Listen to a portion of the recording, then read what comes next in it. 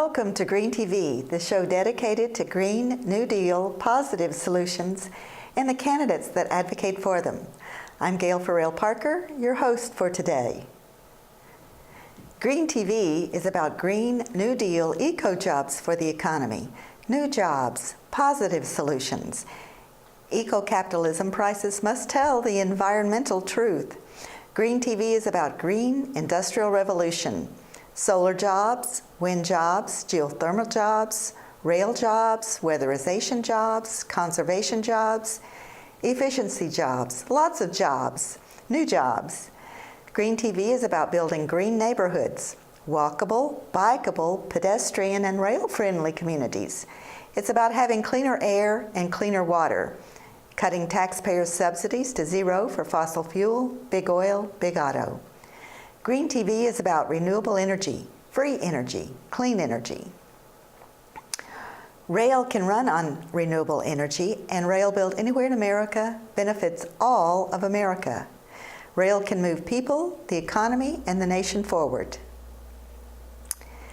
In Leesburg, Virginia, in a neighboring Loudoun County, recently held an election for city council. 3 independent candidates were vying for the seat. Green TV extended an invitation to all 3 candidates to interview. Only 1 candidate responded. We regret that we were unable to air the interview before the election, but here it is. So today we want to talk with Gwen Pangle. But first this. We're going to give 5 minutes to rest.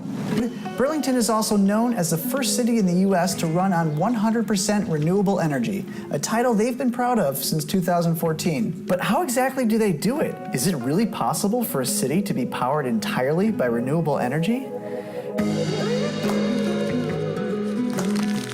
It seems like everyone wants to go green these days. Green cars, green housing, small green planet Earth models that you can hold in your hands, and green energy. And, not surprisingly, what might be the most green city in the United States is located right in the Green Mountain State, Burlington, Vermont. So we decided to head over to Burlington to see what all the fuss was about. What do you like about Burlington? What do I like about Burlington? Yeah. Oh, man. You know, Burlington is just a wonderful city. This is Moreau Weinberger, mayor of Burlington, a position held, at one point, by this guy. We have great food, we have great arts, we have incredible access to the outdoors, and at the same time, in a lot of ways, we have the kind of familiarity of a small town. Back in 2004, the city was sourcing only about 25% of its overall generation from renewable sources. Made the decision that they were going to do better than that. They were going to try to get to 100%. And in what I think is a pretty fast period of time since then, we've gone all the way from 25% to more than 100% of our power sourced from renewable energy.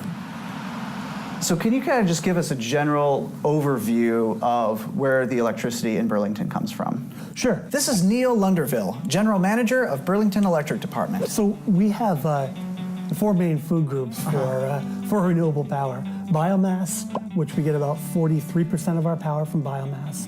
About 33% of it is from hydroelectric power. The third major group is wind.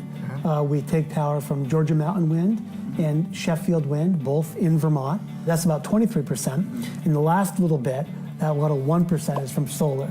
And we have solar here in our building. We have solar at the airport, plus we have homes and businesses that have solar inside of Burlington.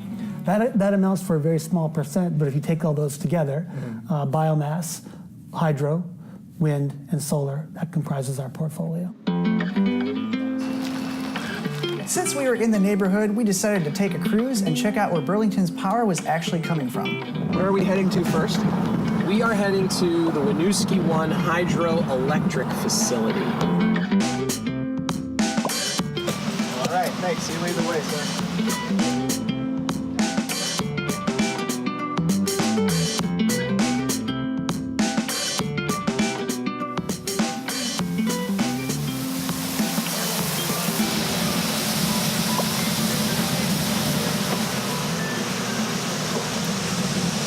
My name is Ryan. What's your name? Dave? Nice to meet you. I'm the Director of Generation here at the McNeil plant. Okay, cool. So what do you guys do at the McNeil plant?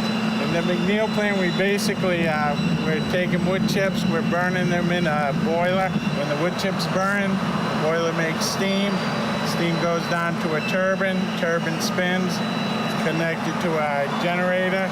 Generator makes electricity, goes out on the line. This plant burns roughly around 75 ton of wood an hour to produce 50 megawatts of power. Throughout the year, we'll burn roughly around 400,000 ton of wood.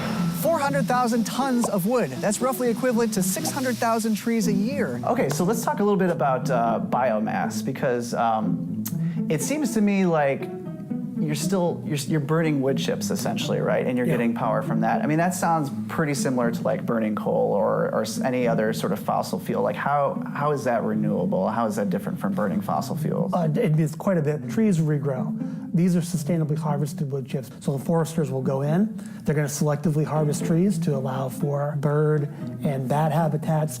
We're going to be taking the tops of trees and limbs of trees, grinding those into wood chips. You know, we're transporting them extremely efficiently.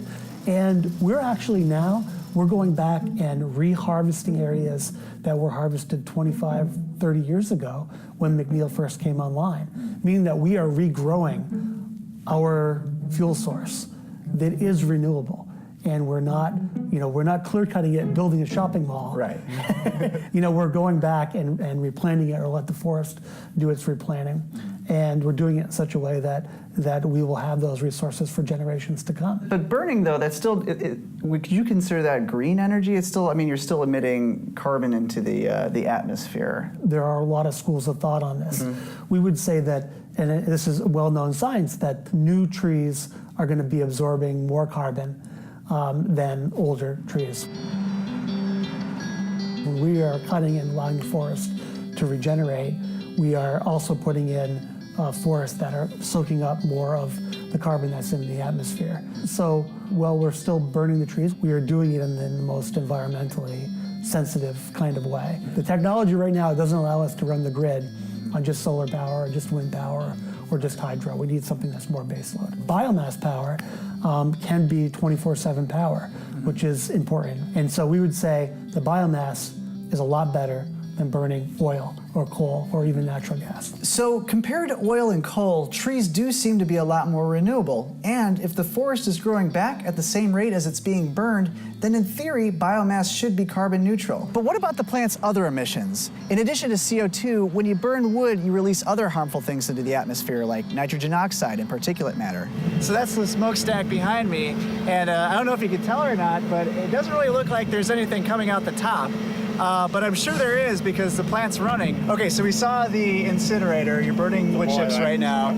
But I'm looking at the smokestack. It doesn't look like there's any smoke coming out of it. There is no smoke coming out of it. We have a series of pollution control devices here to limit what goes up the stack. And the main job of the operator is to monitor that continuously when the plant's online. We capture all the ash. We have a limit on opacities. Opacity is like particulate matter on it. We have an electrostatic precipitator that does collect all the ash.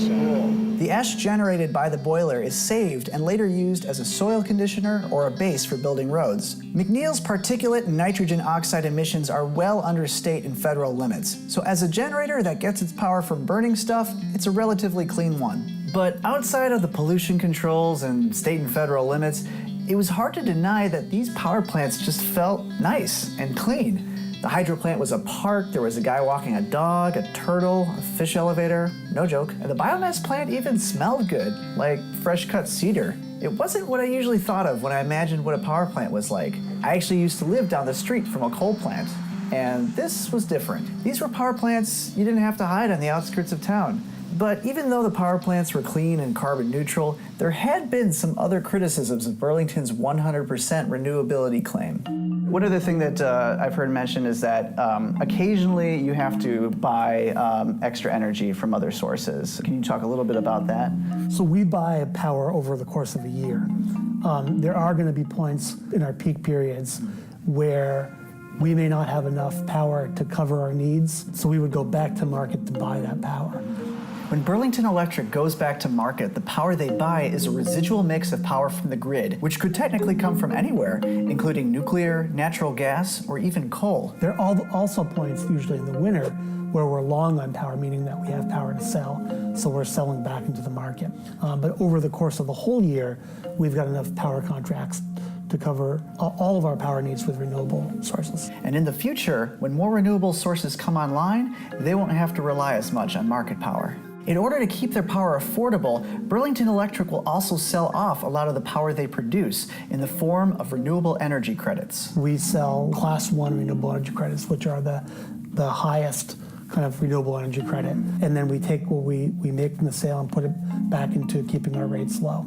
After we sell the Class 1 RECs, we go out and we buy Class 2 RECs, an amount equal to that we sell. So it's a way to use the market to keep our renewability in place, while at the same time allowing our customers to benefit from our kind of aggressive stance on renewable power. But there's more to Burlington's plan than just buying renewable energy. The key to really staying renewable is to cut down on the amount of power that you use. The truism in energy is the cheapest kilowatt hour is the one that you don't use. In fact, we use less electricity today as a city than we did in 1989. Whoa. More than 25 years ago. With our efficiency program, we are working directly with our customers, both our large customers and our residential customers, to provide them with a package of incentives to help them move over to more efficient products. So for our residential customers, it might be as simple as changing out their light bulbs to LED light bulbs. But our large customers, we're working with them on efficient building design, and we can provide really meaningful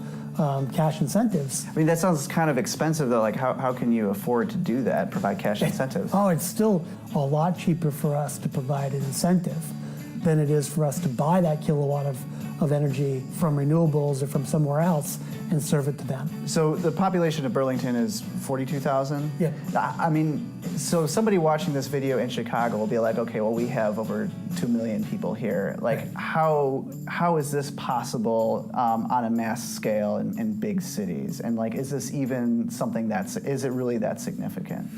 You have to step back from looking at the size of the cities and look at the technology itself.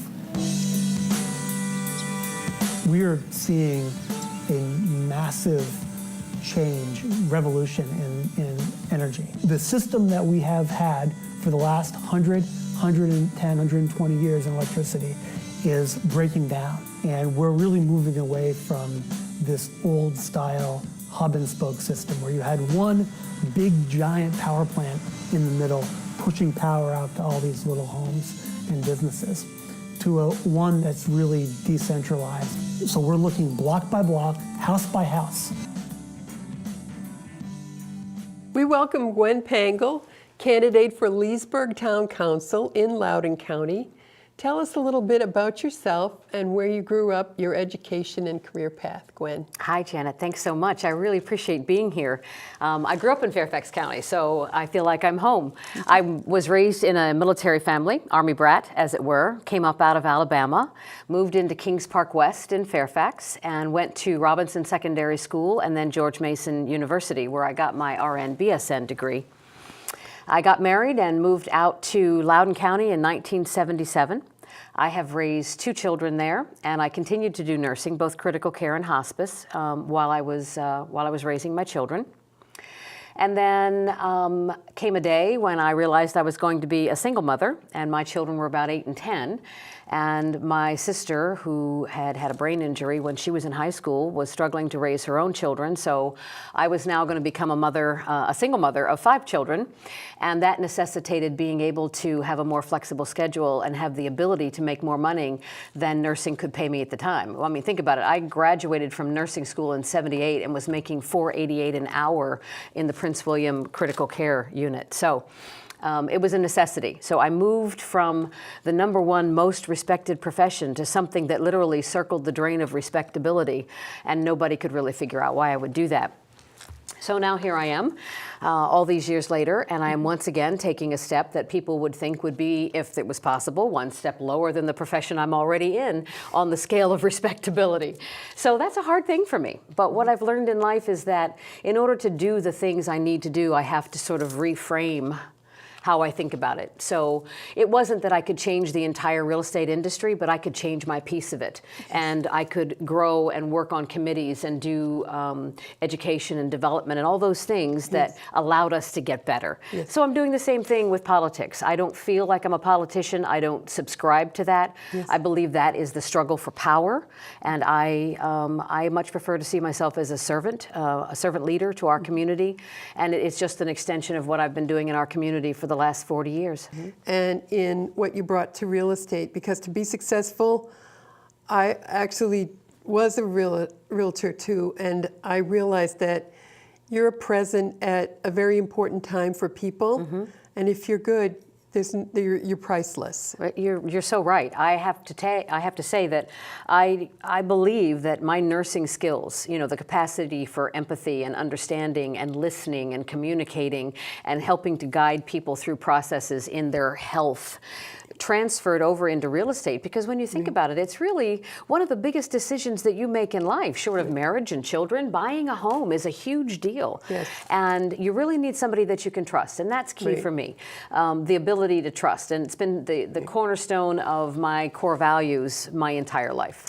So you can bring your core values into this arena of being a servant leader in politics, which does create frameworks for our lives to be great or not. It does. And what do you think you're going to bring from real estate into the political arena that will help to support renewable and green options and sustainable, walkable, bikeable, pedestrian-friendly communities? It's so interesting to me, because when you guys called to say that you'd like to interview me, I thought, why in the world would you be interested in a candidate for town council in a special election in Leesburg? Gwen Pangle is running for Leesburg Town Council. Yes, Leesburg Town Council. We're having a special election February the 6th, so that if you are actually a resident of Leesburg, please do go vote, and I will be at the top of the ballot, so make sure to check that box. But what I am bringing, and which is a great question, and I gave this quite a bit of thought when I said, well, I'm not framing it that I'm a politician, because that's anathema to me. So I had to frame it differently. But I got my eco-broker 10 years ago. So this has been part of my life, even though it's not a part that I am actively, out there marching about. I believe in my core values that it is something we really need to be working toward. And I can see now snippets of where we're doing that in Loudoun County and in Leesburg. So the Metro Rail is coming in 2020. Had I been one of the people to decide about that, I would have voted for that. I do believe that mass transit is going to be good for our community and to get cars off the roads. When we encourage, when we talk to developers about our vision for Leesburg, and Loudoun County for that matter, we talk about walkable communities so that people can bike and walk and live downtown. Now, I've been chair of the Historic District Business Association.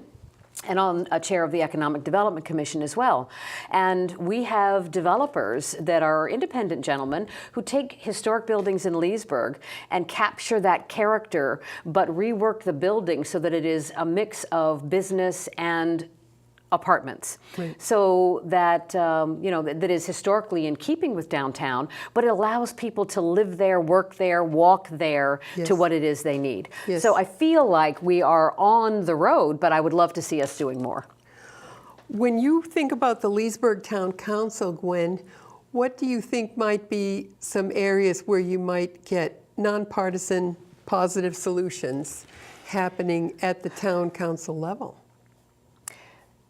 The town council right now, and what kind of got me into this in 2016, because I did run in 2016, only lost by 42 votes, so I felt pretty good about that run. So that was a 10-month run, and this is a 10-week run, so it's a little bit different. But I felt like we had a lack of focus on the people of Leesburg. It was more about the struggle for power on the council. And I felt like that citizens, me included, were being left out of that equation and not really being heard as far as our struggle with keeping the history and the wonderful historic nature of Leesburg and allowing it to grow and expand and help our businesses thrive by giving them some latitude to make decisions about their businesses. So I feel like when we talk about roads, streets, parking, all of those things, you have a lot of division. When you talk about, taxes, you have a lot of division, and where the money goes and what you cut and what happens to nonprofits. Lots of division about those things.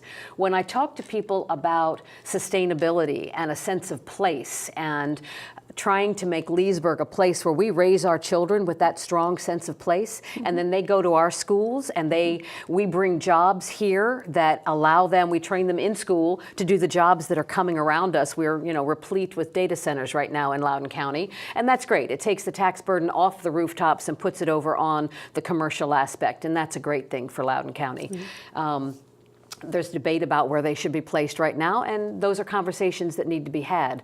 But I feel like we get agreement when we talk about sustainability, preserving our history, allowing our community to grow, and building a real sense of place that our children will want to come back to and live. You might get elected and then... Oh, it's true. And when we talk about this, it really made me think, because I think the other thing that getting into this has done, it's sort of you go...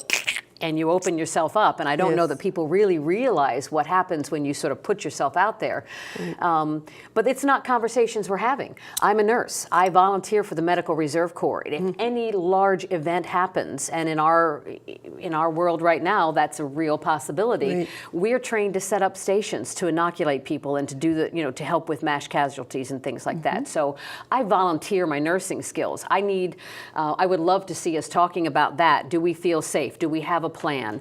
Do the people that live near us know what the plan is? So I really would love to work on that. And I would love to work on more of, how do we make it more sustainable downtown? How do we use more renewable energy? How do we take the food that's left over from all of our restaurants and the beer industry and the wine industry and all of what's left over after you make those things? How do we take that and use that for fuel? Prices must tell the environmental truth. Right. I actually had to go look that up. When Gail mentioned it to me, when she asked me to come on, I had to go look it up. And I guess my questions were, how do you come up with the pricing, and is there a pot of money that these people are paying into, and what happens to that, and how does that get redistributed so that it helps to lower our use of non-renewable sources? New heavy interest, really, by people at the grassroots level to solve this better and to come up with ways to get 100% of the energy in a place to come from renewable energy. I'd say that would be,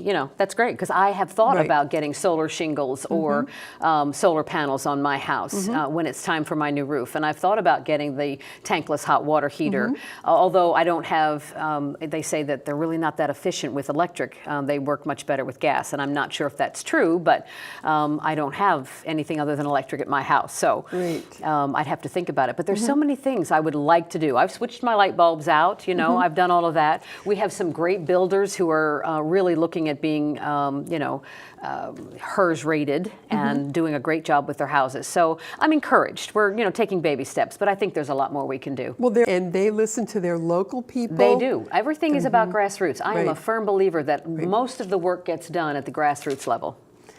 So Gwen Pangle, I want to ask my favorite question is, did you ever have a mentor in your life who helped you to get to your next step or gave you special attention? I had a teacher in Robinson Secondary. Her name was Elizabeth Hudgens. She was my English teacher. And I remember her taking me to her house after school, and I'd have to rewrite a paper until it was perfect. I had a drama coach that had the same thing. Gwen, you need to project, you need to do this, you need to do that. And, learning how to speak, learning how to communicate, and learning how to write and put thought. There's so much power in words. Your wallet, your bank account. You keep a close eye on them. You pay for your groceries. You pay for your car. You pay for your stuff. You pay for your roads, your schools, the things we all share. You know what else you're paying for? Carbon pollution. Oh yes, you're paying for carbon. Science tells us carbon pollution is the leading cause of climate disruption. The burning of dirty energy is raising our planet's temperatures, which makes extreme and erratic weather more likely. The result? You've been living in it. 2012 was the hottest year in the United States since weather scientists started keeping records. And half of all U.S. counties were declared disaster zones due to last summer's crippling drought. And because of the droughts, wildfires scorched 1.5 times more land than usual. On the East Coast, crazy storms have led to record-breaking flooding.